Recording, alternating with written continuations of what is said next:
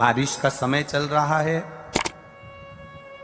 एक बेलपत्र आप अगर शंकर भगवान को रोज चढ़ाते हो, एक बेलपत्र शिव जी को रोज समर्पित करते हो, तो मन में एक संकल्प इस बारिश के मौसम में, इस सावन के महीने में एक संकल्प भी तुम्हारे भीतर आना चाहिए कि एक बेलपत्र अगर मैं शंकर भगवान को चढ़ाती हूं, मैं जिंदा हूं, तब तक तो देवादिदेव महादेव को बेलपत्र चढ़ाऊंगी, पर मेरे मरने के बाद मेरे बच्चों ने, मेरी बेटी ने, मेरे दामाद ने, मेरे बेटे ने, मेरी बहू ने, पोता पोती ने शंकर जी पे बेलपत्र नहीं चढ़ाई तो मरने से पहले ऐसा काम कर जाना, जैसे बीमा कर कर जाते हो तो बीमे की रकम तुम्हारे घर के लोगों को मिलती है, जमा तुम करते हो, रकम तुम्हारे परिवार वालों को मिलती है, उन परिवार वालों का भला कर कर जाते हो, उसी तरह एक भला अपना भी कर कर जाना और संसार सागर का भी कर कर जाना। मेरे मरने के बाद बेलपत्र कौन चढ़ाएगा,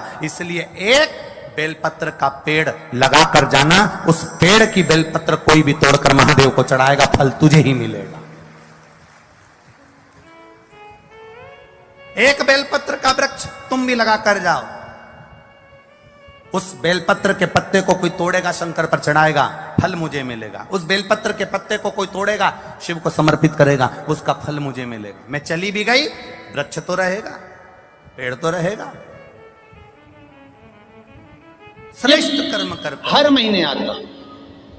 जब आपके हृदय में कभी कोई बात आ जाए कि बाबा आज मेरा मन ये कह रहा है और आपको सुनना है बाबा, आपको स्वीकारना है बाबा, आपको मेरे मन की बात जानना है बाबा, बस हाथ में चंदन लगाया, बेलपत्री का भाग इस तरह से पकड़कर शिव जी से अपने हृदय की बात कहकर, मेरे देवादिदेव महादेव से दिल से कहकर, अशोक सुंदरी वाली जो जगह होती है, आपको बताया है अशोक सुंदरी का जो स्थान होता है, ये शिवलिंग या अशोक सुंदरी की जगह, इस बेलपत्र को अशोक सुंदरी वाली जगह पर, जहां शिवलिंग है, शिवलिंग की साइड पर पहले नंबर की पत्ती का मुख होना चाहिए, बस उसको रख दीजिए और उस पर थोड़ी देर हाथ रखकर अपने हृदय की बात मेरे महादेव को दिल से कहकर आ जाइए।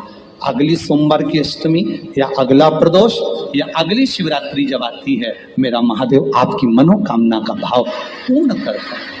ये शिव तत्व है।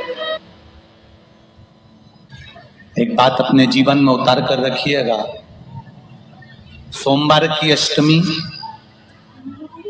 शिवरात्रि या सोमवार, प्रदोष,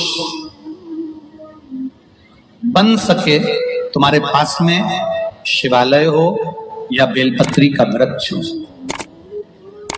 वहां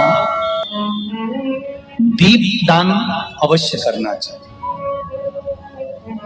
अब एक बात का स्मरण आपको रहे थोड़ा सा, अगर किसी कामना के वश अगर हम दीप लगा रहे हैं या हमारे मन में कोई भाव उत्पन्न है और हम बाबा से कहना चाहते हैं कि बाबा मेरा ये कार्य है आप पूर्ण करिएगा, तो फिर शिव मंदिर में भी लंबी बाती का दीप आप प्रदोष या सोमवार की अष्टमी या सोमवार या आप शिवरात्रि को बाबा से निवेदन कर कर लगा सकते। हाँ, विशेष जब कोई एक बहुत बड़ी बात हो और आपके कार्य में कहीं अटकल हो रही हो, तो एक ही दीप में दो बाती, शिव और शक्ति, लंबी बाती बनाई, शिव और शक्ति के नाम से दो बाती एक साथ एक दीप में भी लगा सकते। पर कब, जब विशेष कोई आपका कार्य हो और वो अटक रहा है, विशेष कोई कार्य, और आप बाबा से प्रार्थना कर रहे हो, तो दो बाती का भी प्रयोग आप कर सकते हो। ऐसे शिव तत्व।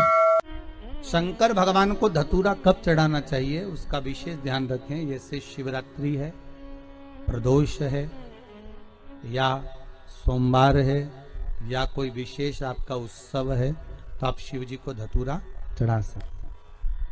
या विशेष कोई बीमारी ऐसी लग गई है या विशेष कोई तकलीफ ऐसी हो गई है जिसका निवारण नहीं हो रहा, तो आप धतूरा चढ़ा सकते। धतूरा चढ़ाने का भी एक क्रम है। हल्दी में भिंगोकर धतूरा चढ़ाया जाता है लक्ष्मी के लिए। चंदन में भिंगोकर धतूरा चढ़ाया जाता है आयु की वृद्धि के लिए। अबीर, अबीर एक सफेद कलर का बॉर्डर होता है। अबीर गुलाल जो होती है, गुलाल में अबीर डलता है, चमकदार, आपने देखा होगा अबीर होगा। तो अबीर में धतूरा जो डुबो कर चढ़ाया जाता है, अबीर को लगाकर चढ़ाया जाता है, वो रोग मुक्ति का होता है। काय के लिए होता है वो? रोग मुक्ति, ओम श्री शिवाय नमस्तुभ्यम, ओम श्री शिवाय नमस्तुभ्यम, रोग की मुक्ति। ओम श्री शिवाय नमस्तुभ्यम। धतूरे का भी एक स्मरण होता है महाराज। बहुत भारी रोग है, बीमारी लग गई है, डॉक्टर अपना काम कर रहे हैं, घर का व्यक्ति बहुत बीमार हालत में पड़ा हुआ है, तो बेलपत्री के वृक्ष के नीचे भी शिवलिंग का निर्माण कर एक धतूरा समर्पित करा जाता है, जिससे रोग से मुक्ति होती है।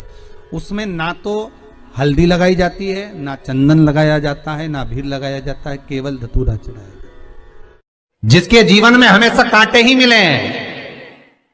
बेटी बड़ी हुई तो घर में मायके में दुख देखा, और मायके से गई ससुराल में तो ससुराल में दुख देखा। ससुराल में भी दुख देखने के बाद में भी पति को बहुत कुछ काम खुलवाया, बहुत धंधे खुलवाए, नौकरी लगवाई, पर वो पति बार बार छोड़ कर आ गया, बार बार तकलीफ भोग रहा है, बार बार कष्ट भोग रहा है।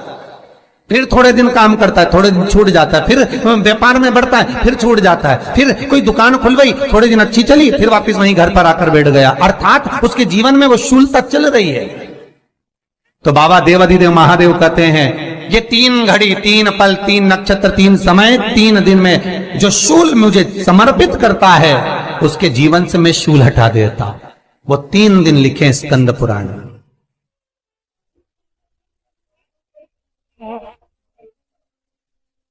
महाराज, बैसाख महीने में जो प्रदोष आती है, बैसाख के महीने में बहुत ध्यान से सुनना भाई, जो अपनी जिंदगी से बहुत तंग आ गए हो, परेशान हो गए हो, कष्टमय जीवन जी रहे हो, बहुत दुखी हो गए हो, उनके लिए ये स्कंद पुराण का चरित्र फिर मिले ना मिले, आप प्रेम से सुन लो।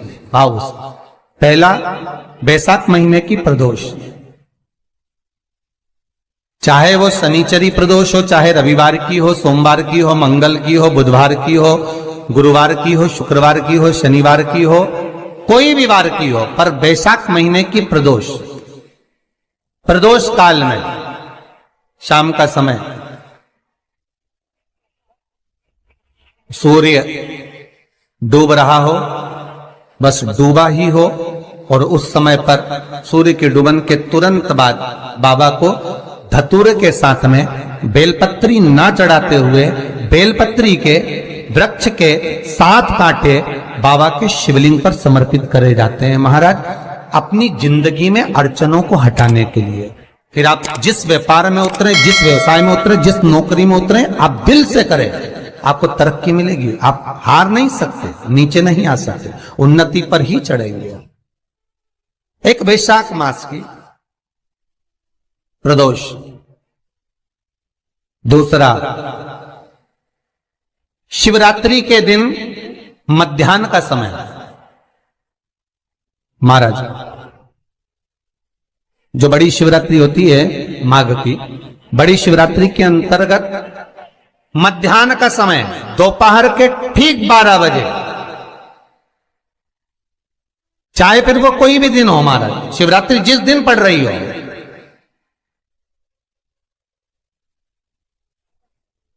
उस दिन भी धतूरे के साथ बाबा को 7 कांटे बेलपत्री के वृक्ष के समर्पित होते हैं महाराज। इसमें आप ये वाले जो कांटे हैं, जो शिवरात्रि के दोपहर 12 बजे वाले हैं, अगर कोई मदिरा पीने वाला हो, व्यसन में डूबने वाला हो, कोई जुआ खेलने वाला हो, कोई गलत वैश्यावृत्ति करने वाला, या अपने मार्ग से विचलित कोई व्यक्ति है, उसके लिए भी ये कांटे बहुत काम आते हैं महाराज।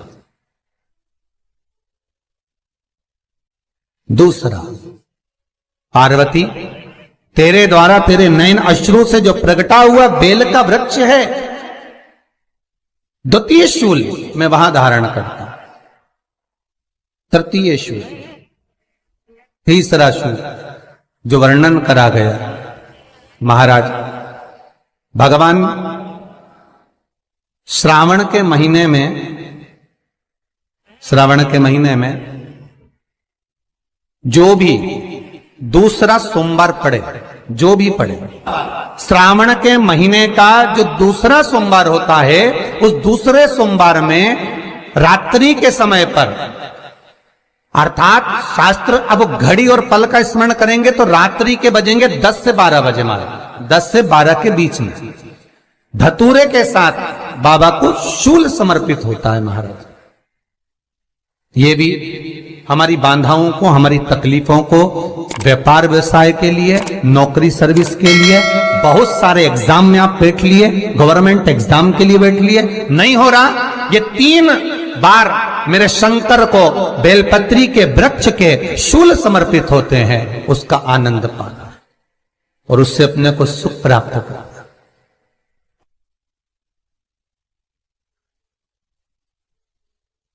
कि बाबा भोलेनाथ जी के नयन शुरू से जो प्रकट हुआ वो रुद्राक्ष का पौधा है, माता पार्वती के नयन शुरू से जो प्रकट हुआ वो बेलपत्री का पौधा है, और उमा और महेश, जिस महेश के वंशज है महेश्वरी, जिनकी 12 खाम प्रगटी है भगवान महेश के द्वारा, वो महेश और उमा और महेश का जो चरित्र है कि उमा और महेश का जब प्रागट्य हुआ, उमा और महेश जब दोनों आनंद में विभोर होकर जब चलते हैं और दोनों के बैठने से तप मुद्रा से जो पौधा उत्पन्न होता है वो शमी का पौधा, शमी का पौधा। तो एक बात ध्यान रखिए, शिव जी के द्वारा जो निर्मित हुआ उसमें कोई शूल नहीं है, उसमें कोई कांटे नहीं है। पार्वती के द्वारा जो निर्मित हुआ बेलपत्री का पौधा, उसमें कांटे हैं, और पार्वती के मिलन से भी जो उत्पन्न हुआ है शंकर के साथ में, उसमें भी कांटे हैं। शमी के पौधे में भी कांटे हैं, शमी के वृक्ष में भी कांटे हैं। तो पार्वती जी स्कंद पुराण में प्रश्न कर रही हैं भोलेनाथ जी से कि प्रभु मुझे ये बताओ कि आपके द्वारा जो निर्मित हुआ उसमें शूलता नहीं है,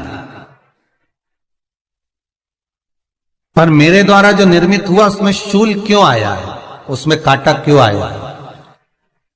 थोड़ा सा माताओं, मेरी जीजियों, आपको थोड़ा बुरा तो लगेगा इस प्रसंग को सुनकर, पर लग जाए, पर आज कथा निकली है तो सुन लो, है कि शिवजी जिस रुद्राक्ष को उत्पन्न कर रहे हैं उसमें शूलता नहीं है, पर पार्वती जी जो संग में मिली हैं उसमें भी शूलता है, और पार्वती के द्वारा जो प्रकट हुआ बेलपत्र उसमें भी शूलता है।